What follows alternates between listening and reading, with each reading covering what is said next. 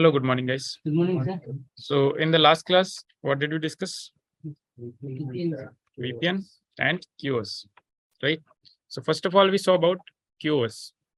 So in the last class, we discussed about QoS, and then we discussed about VPN. QoS stands for quality of service. So in the QoS, what we do, basically, we prioritize one type of traffic over another type of traffic. Okay. The main goal is prioritize one type of traffic over the other. Correct. So for this, we saw some terms, we saw some categories. They are, first one was classification. So if we discuss about classification, so basically your classification means dividing the traffic into different categories. We divided the traffic into different categories. We classified that this is the data traffic, this is video traffic, this is voice traffic, like this. Then we had the second term, that is marking. In the marking, we mark the packet or tag the packet with the priority information, that which particular packets or which particular traffic is having the higher priority and which one is having the least priority. Then after, we had some filtration techniques like policing. These were the actions, right? One was policing and second one was shaping. So policing is the harder approach. Means if you set a limit according to policing, and if any traffic tries to go beyond this limit, it will cut off the traffic. That traffic will not be forwarded, that will be instantly dropped. And in the shaping is your softer approach. So in case of shaping, whenever you set a limit, and if there is any traffic that is trying to go beyond this limit, this will stop this traffic, hold this traffic in the memory. And whenever at a later point of time, when there is a dip in the bandwidth or the less bandwidth is used, this particular traffic will be accommodated at this place and it will be sent. Means instead of dropping, we'll send the traffic, but it might create some delay. But still, traffic will not be dropped. After this, we saw congestion avoidance. These are all the tools that take care of the congestion. Means they will take care that which device is having the highest risk of consuming the entire bandwidth. Okay. So if there is any device, accordingly, actions will be taken. And then the final one was classification, marking, policing, shaping, congestion avoidance, and queuing. Right. Means we are going to tell the router to reshuffle the packets, because to the router, the packets will be coming in a random order. Right. Then the router is going to shuffle all the packets and going to put the first highest priority, then second highest priority, and then the least priority, like this. It is going to arrange them in the priority order. And always your more high priority traffic or more priority traffic, that will be forwarded first. Okay, this is clear. Then we saw about VPN. VPN stands for virtual private network, right?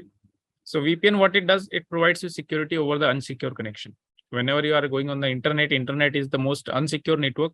And if you want security on the internet, you can use VPNs. Now in the enterprise levels, we use two types of VPN. One is the site-to-site VPN. And second one is the remote access VPN. The site-to-site VPN, it is used for connectivity or securing the traffic between two branches. Means, for example, you are having a branch in Delhi and one branch in Bangalore, and they are connected through the internet. So whenever these two wants to communicate, then you will configure VPN on the edge router of this branch as well as router of this branch. Okay. And they are going to create a tunnel, and the entire traffic and the tunnel itself will be encrypted. This is how we are going to secure the communication.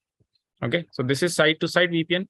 In case of remote access VPN, means the client will be accessing the clients will be accessing or connecting to the private network from a remote location, not from the company inside. And for this, the best example is your work from home concept. If you're working from home and you want to connect to the company private network, enterprise private network, then you will have to connect to the enterprise VPN. There will be VPN configuration. Once you connect to the VPN, you will connect to the private network of the enterprise, and then you can work. Okay. So this is used. The VPN that is used, and this remote access VPN. See, this is configured on the edge routers of the company. The remote access VPN, it is configured on each and every client that is working or accessing remotely. Correct? So this was the part we saw yesterday. Today we'll be discussing about automation.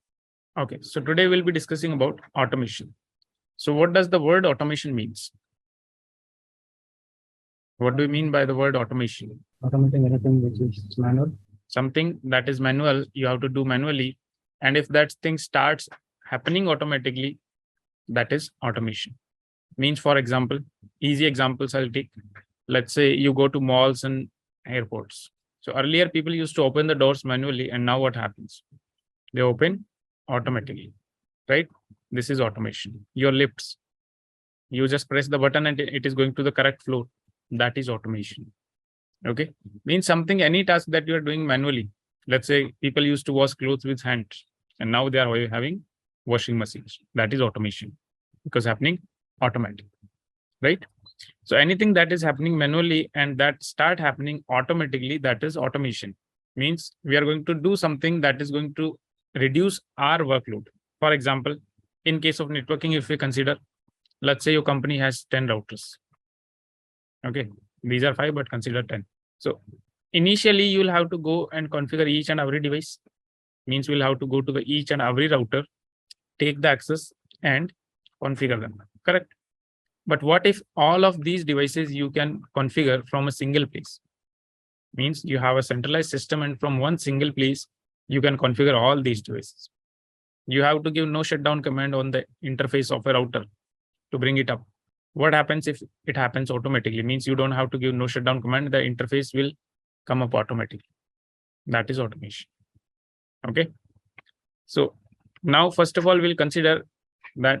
See, first of all, we'll consider the legacy networks. Means the networks that were used before and still in some places it is being used. That is legacy network, or we can say traditional network design.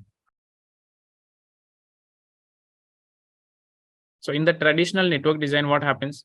The similar scenario, you will have routers, switches, and each and every device you'll have to go and configure manually, individually. Correct. Now, if we see any device, what a device does, so that device task can be divided into 3 categories or 3 planes. The first is the data plane.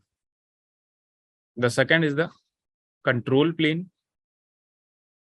And the third is the management plane.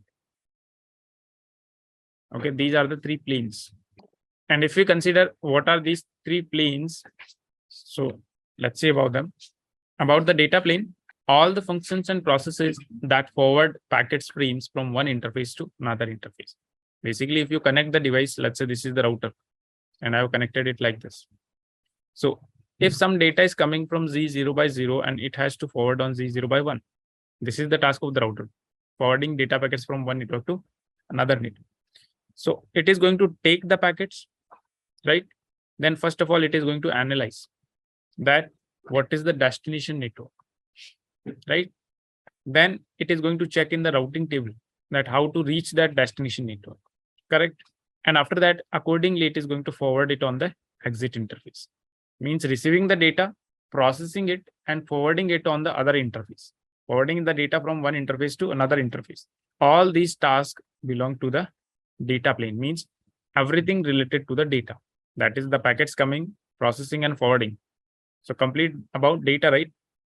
So this data plane deals with the processes on the data. Means you take the data, process it, and forward it. Second is control plane. Now, to forward the packets, it is going to need a routing table to check where to forward this packet, right? And this routing table, what will happen if this routing table is not created? There is no routing table in the router. What will happen? The router will not be able to forward the packets, because again, to forward any of the packet, it is going to check destination IP address, and to see how to reach that destination IP address, it is going to check routing table. And if there is no routing table, means there's no way to send data, right? So let's say OSPF is the protocol, for example, that is going to create routing table, or RIP or EIGRP means any routing protocol that is going to create any kind of table, right? So these are controlling the forwarding of data. These protocols like your OSPF or routing protocols, these are controlling the flow of your data. If these will create the tables, you will be able to forward the data. If these will not create the tables, you will not be able to forward the data. Correct? So these are known as control plane. These comes under the control plane, means these are controlling the functions. So all the function and processes that determine which path to use, that on which path your router or switch is going to forward the packet. In case of switch, CAM table, right? In case of router, routing table. Is it clear? So these are going to control the forwarding of data. So these will come under the control plane. Now again, to manage these devices, we are going to use some protocols like your telnet, SSH to remotely access them and for the management, right? Or like your SNMP. These kind of protocols, they are used to manage the devices, and all these protocols will fall under management plane. So means individually, if you see in the traditional network, you have all the devices, and in each and every device, you will find these three planes. In each and every device, you will find these three planes because you can access each and every device. You can configure OSPF in each and every device, and each and every device is able to forward the data also. So individually, we can say individually each and every device in your network that is having all these three planes. That is the traditional design, right? Correct. Now, what will happen if you centralize? What we are going to centralize? The configuration part, because we want to manage the devices centrally, right? So this is how a legacy network looks like. Means you have control plane in each and every device, you have data plane in each and every device, and you have management plane in each and every device, right? Now, when we are going to centralize it, means basically what we are going to do, that from one place we should be able to configure the devices, right? If you want to troubleshoot, configure anything we want to do, we can do it from a central place. We don't have to go to that device, right? So means basically we will be centralizing this control plane. We will be centralizing this control plane so that all the configurations of all the devices we can do from a single place. Okay. Means let's say if you want to configure OSPF on the routers. So means you will sit on one system, there is a software and that is having all the routers visible to you.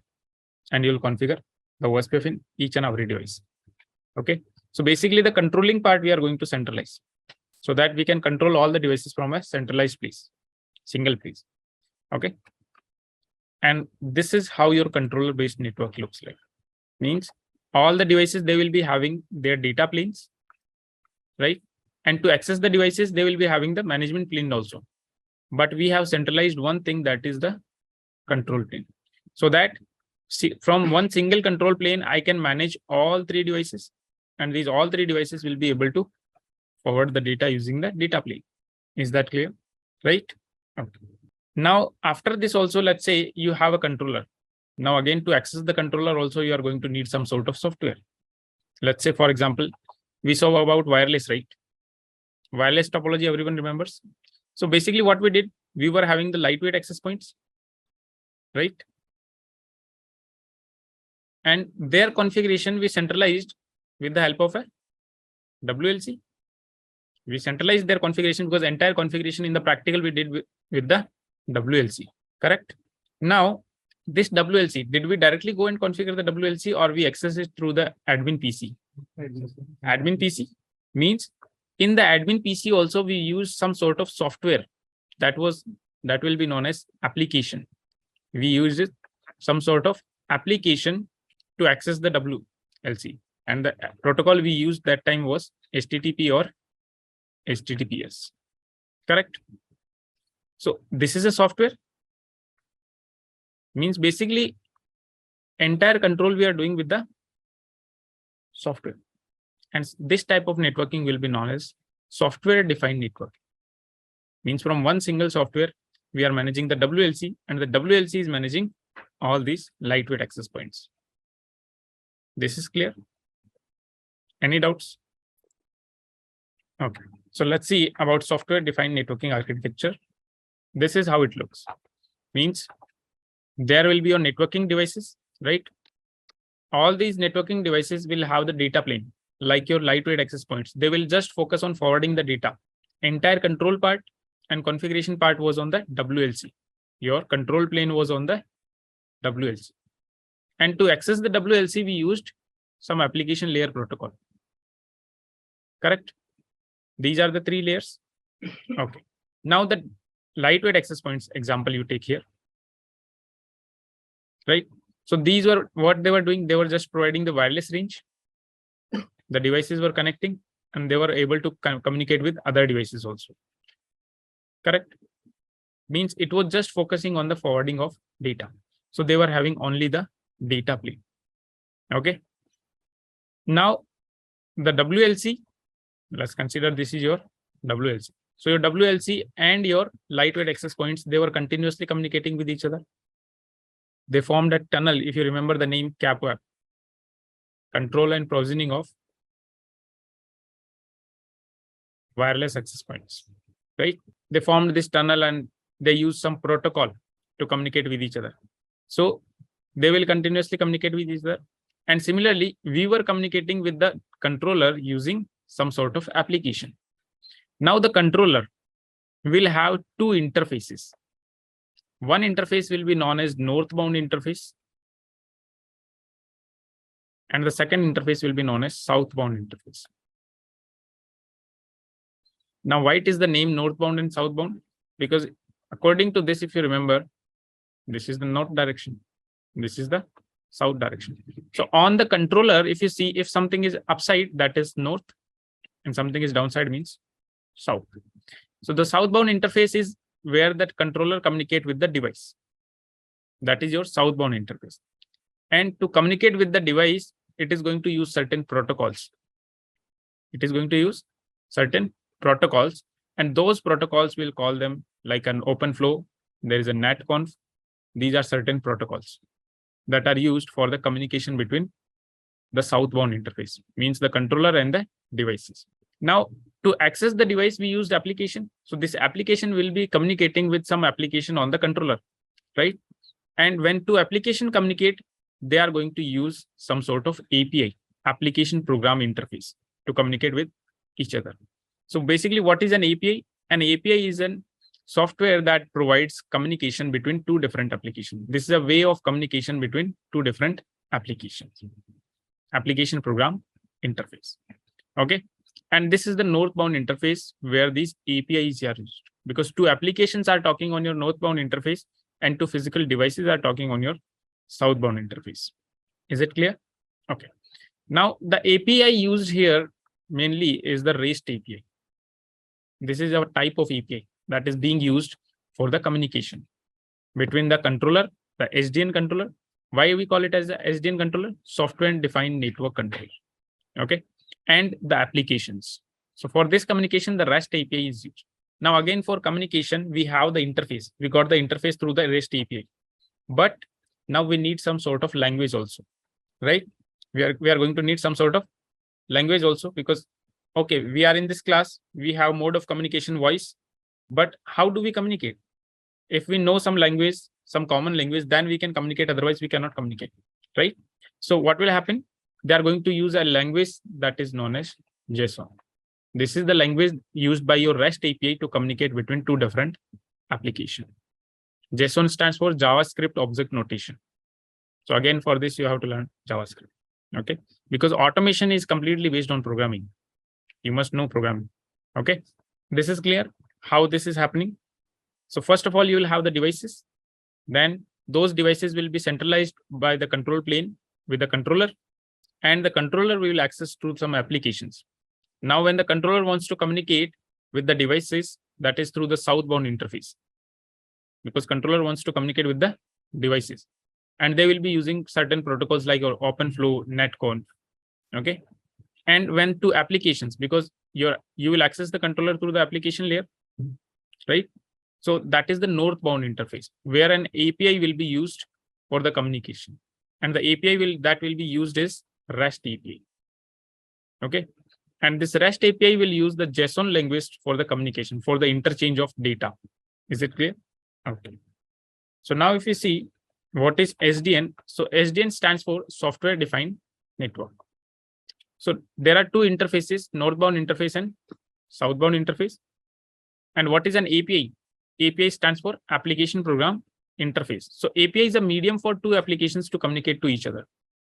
Okay.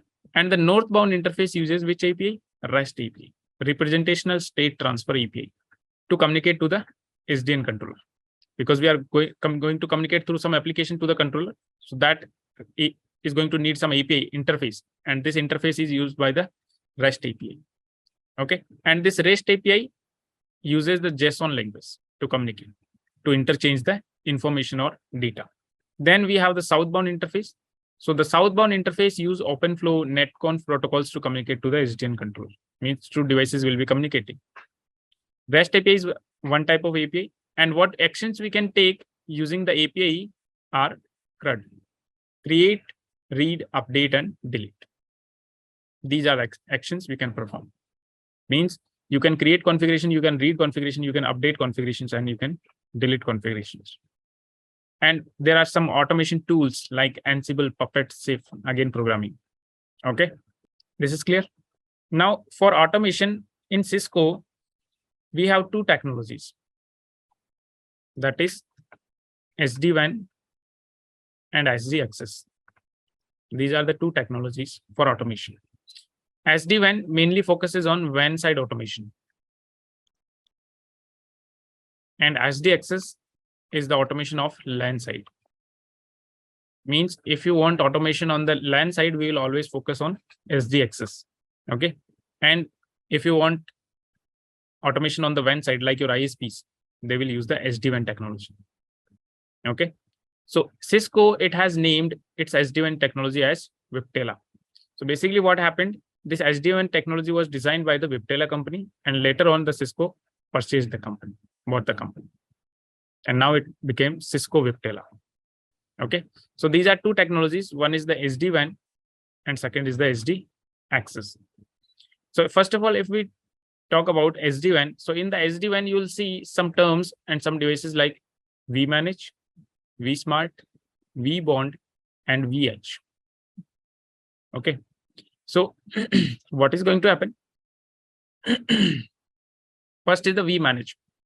This is the management dashboard, going to provide you the centralized management. This you can understand like your WLC, means centralized management control. And to access this, we are going to use again REST or netconf. Okay. So this is the management dashboard.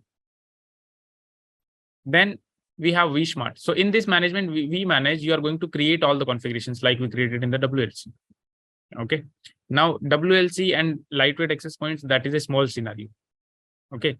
But in the WAN, we are having a bigger scenario. So for that, we are needing certain devices. So first is the vManage, who is going to create, where we are going to create all the configurations. Now these configurations will be taken by the vSmart, and it is going to distribute these configurations between all the devices. Okay. Then we have a vBond. This vBond is going to provide you centralized authentication. Means it is going to verify all the devices in the network. Okay. And then it is going to confirm, means this vBond, this will be connected to all your vEdge devices. And what are these vEdge devices? These are the branch edge devices, like your branch edge routers. They will be your vEdge. Okay. So different companies, different branches, they will be having their edge routers that are connecting to the internet. Okay.